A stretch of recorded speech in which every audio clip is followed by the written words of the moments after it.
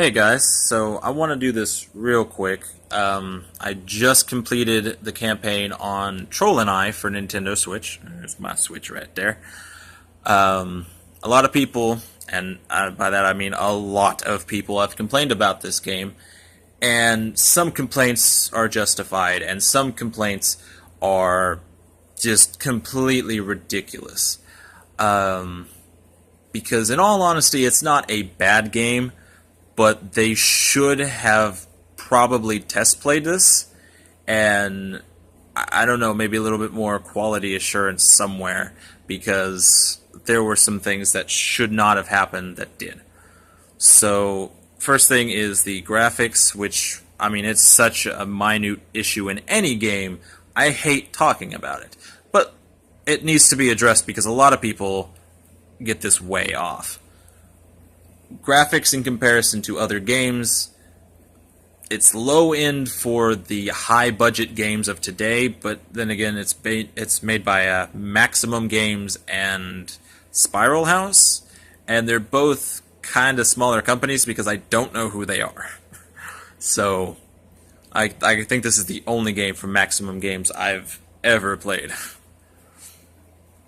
So I mean, it's kind of expected that it's not going to be top of the line. So it'd be lower quality for the current generation, but for like 360, PS3, and Wii games, it was actually about where the middle of their lifespans were for quality, as far as graphics. Because it actually doesn't look that bad.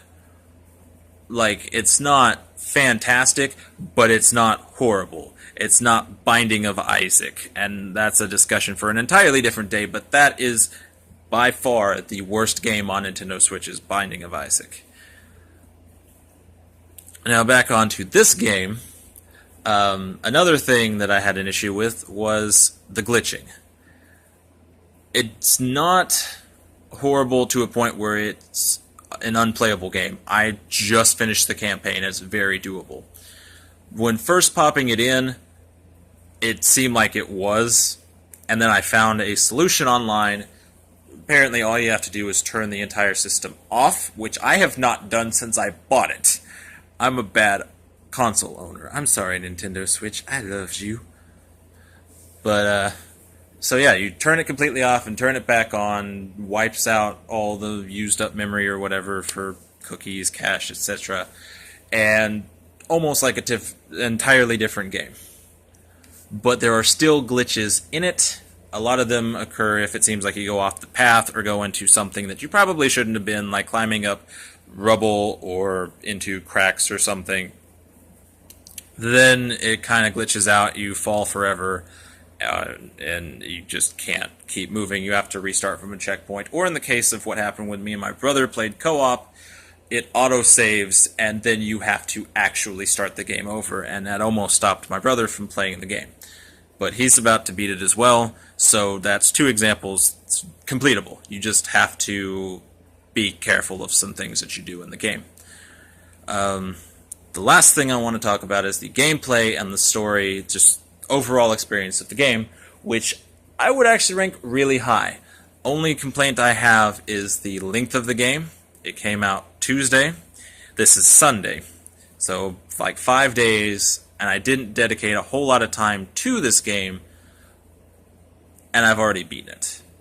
I didn't get all the collectibles. I didn't realize how close I was to the point of no return, and so I couldn't go back to get things at the beginning. I didn't realize it actually showed the trophies on the map. So I'm going to do a second playthrough and try to get everything, see if anything unlocks at that point. The story's for the game's fairly simple, but I mean, it doesn't need to be complicated. A boy just lost his family, and Troll lost its family. They work together to get home. It actually kind of leads for a very sappy ending. A real tearjerker. It's hard to keep my thoughts going here. But, story was okay. Gameplay was fantastic. I love the fact that you could switch between the two. If you were in co-op, it's actually a lot better. Just an overall game, It's something I haven't seen in a while. A lot of games now just kind of suck because they're so repetitive, and so this was a nice change of pace. And yeah, so overall, it's actually a lot better than people make it out to be.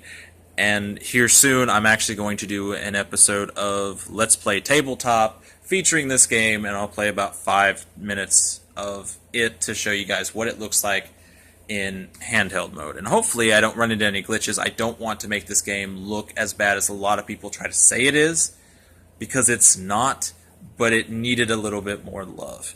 So, I mean, that's my opinion on Troll and I. You guys can have your own opinions, comment below. However, if you really start going into some stuff that I just don't want to hear, you probably will have your comments removed, because that's not why I'm doing this video. I'm doing this video to say my opinions on it. And that it is in fact completable. I did it, it's possible. So, thanks for watching. I know I kind of rambled there for a while, and see you guys next time.